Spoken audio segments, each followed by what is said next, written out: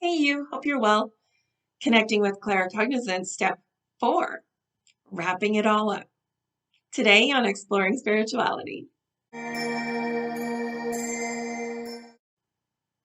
So, I'm so curious how it went, but before we go there, let's just review the steps really quick.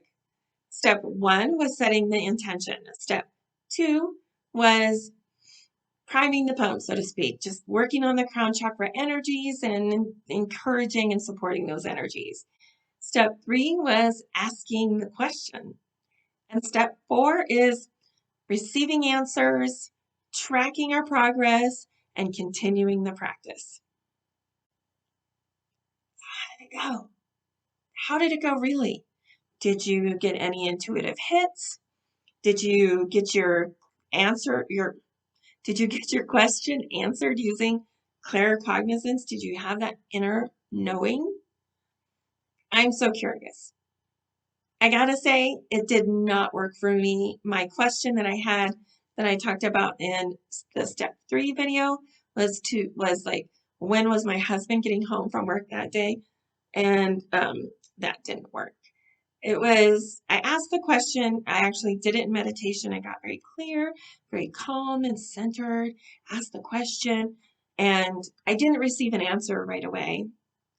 I did receive an answer, but it didn't feel like claircognizance at all. It just felt like my intuition was coming forward with an answer.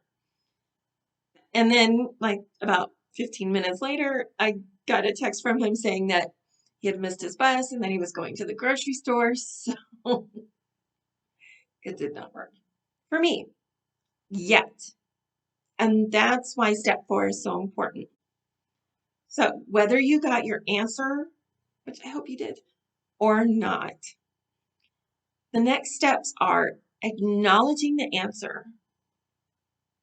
And this is where journaling comes into play.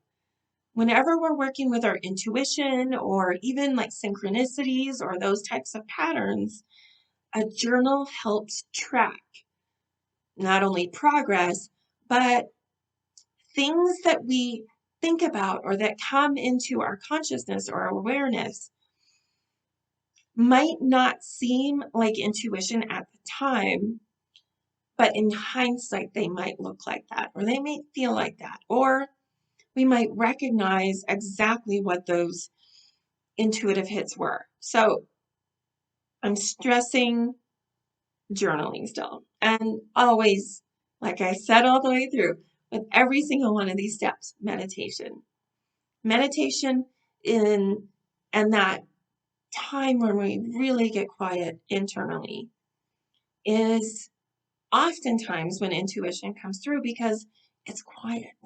And intuition is spoken in whispers almost. So it's important just to continue to get quiet and connect with our inner selves and be open and available to those hits.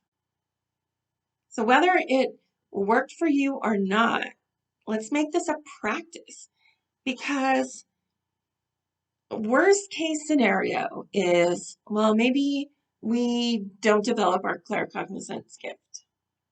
Fine. Worst case scenario is we've been working with our intuition and building that up. How is that bad? That's not bad. There's no bad there. So I encourage you, whether you received your answer or not, to continue this as a practice. Continue to encourage and develop those chakra energies, continue to ask the questions, and continue to listen for and connect with those answers, track them through journaling, and I will always recommend meditation, so that's just a thing with me. I hope this worked. I really do. And if this at all resonated with you, please remember to like, subscribe, comment below how it worked, what your question was. If you got an answer, I would love to hear from you. In each one of my videos, I highlight a light worker that I've worked with or someone who really inspires me. And today, that's you. You inspire me for showing up for yourself, for meditating, for journaling, for working with your intuition and developing it. It's my opinion that if we develop our intuition, then we don't just have to think through our choices or our decisions in life. We don't just have to kind of feel our way through them.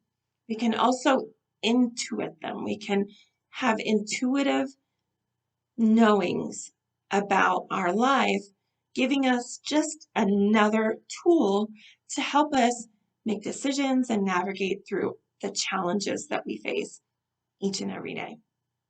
There's no losing here. Honestly, there's not. You inspire me. Thank you for being here. I'm so grateful to you. And until the next time on Exploring Spirituality, I love you. Be well.